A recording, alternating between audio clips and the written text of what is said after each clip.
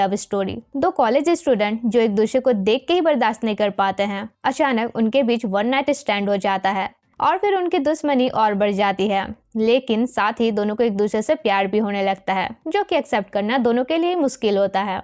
इसके अलावा ये स्टोरी सिचुएशनशिप को वेल डिफाइन करती है। स्टोरी काफी स्वीट और बटरफ्लाइज देने वाली है। तो चलो अपनी इस प्यारी सी स्टोरी को एक्सप्लेन करते हैं।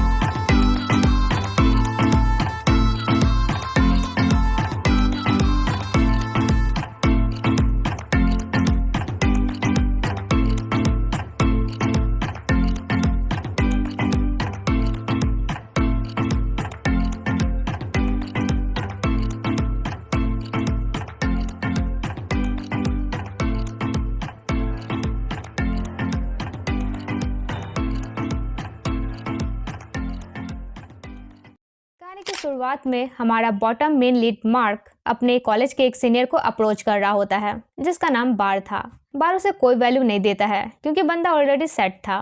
फिर भी मार्क उसे बात करने की कोशिश कर ही रहा था। तभी वहाँ हमारा टॉप मेन लीड भी आकर मार्क से कहता है, तुम्हें कितनी बार मना किया है मेरे फ्रेंड से दूर रहने के लिए। मार्क कहता है, तुमसे मतलब? भी कहता है, मतलब है, बार मेरा बेस्ट फ्रेंड है और मैं नहीं चाहता हूँ तुम उसे परेशान करो। तब बार बी को यहाँ फाइट करने से रोकता है। फिर हम वी को उसकी बंदी के साथ देखते हैं, जिसका नाम प्लॉय होता है।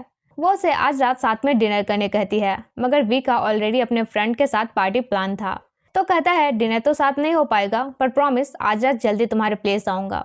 अगले सीन वो बार को भी जल्दी पार्टी में आने कहता है। तभी वहाँ मार्क आता है। उसे देखकर ही वी का पारा गर्म हो जाता है, मगर बार उसे कहता है, यार शांत रहो, वो यहाँ स्विमिंग प्रैक्टिस के लिए आया है, हमेशा आता है। तब वी चला जाता है, जिसके बाद मार्क बार को डायरेक्टली प्रपोज करता है, मगर बार ये कहते हुए रिजेक्ट कर देता है कि वो किसी और को लाइक करता है। अगले दिन वी और उसका ग्रुप पब में पार्टी कर रहे होते हैं। वहीं बगल में हमारा मार्क हार्ट ब्रोकन होकर बस पिए जा रहा था। इत्तेफाक से उसकी नजर वी पर जाती है। वी उसे देखकर सीधा फाइट करने के मूड में आ जाता है, पर फ्रेंड्स रोक लेते हैं। बाद में वो वॉशरूम जाता है तो देखता है ड्रिंक करके मार्क की हालत खराब है। वो थोड़ा वरीड होता है, मगर इग्नोर करके चला जाता है। इधर मार्क इतना ज्यादा ड्रंक कर चुका था कि एक बुली बॉय से टकरा जाता है।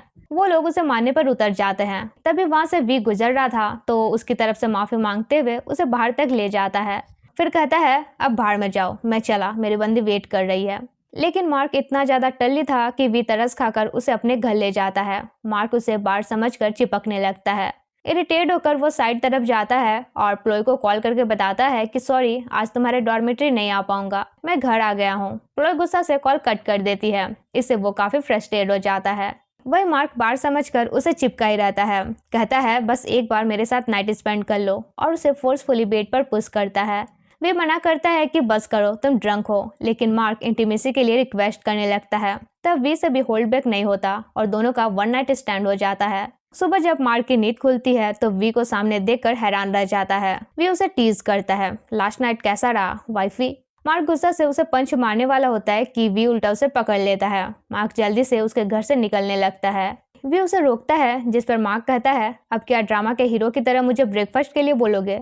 वी कहता है, कुछ ज्यादा ही दूर की सोच रहे हो, मैं बस कह रहा हूँ कि जो हमारे बीच हुआ किसी को बताना मत, वरना मार डालूंगा। मार्क कहता है, इतनी वाहियात स्टोरी मैं किसी को बताऊंगा भी नहीं, और अपने डॉर्मेट्री जाकर गिल्ट फील करता है कि ये सब क्या हो गया। शावर लेने के बाद वो रेस्ट कर ही रहा था कि बालकनी से नेबर की आवाज आती है। बाहर निकलकर देखता है कि वी और उसकी गर्लफ्रेंड है।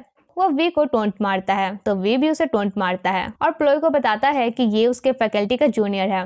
अगले दिन मार्क स्विमिंग प्रैक्टिस के लिए जाता है, जहाँ बार और उसके बीएफ का लबी डबी सीन देखकर पानी में कूद जाता है और खूब रोने लगता है। काफी टाइम हो जाता है तो वी उसे पकड़कर बाहर निकालता है। मार्क इरिटेट होकर कहता है, यार मुझे अकेला छोड़ दो।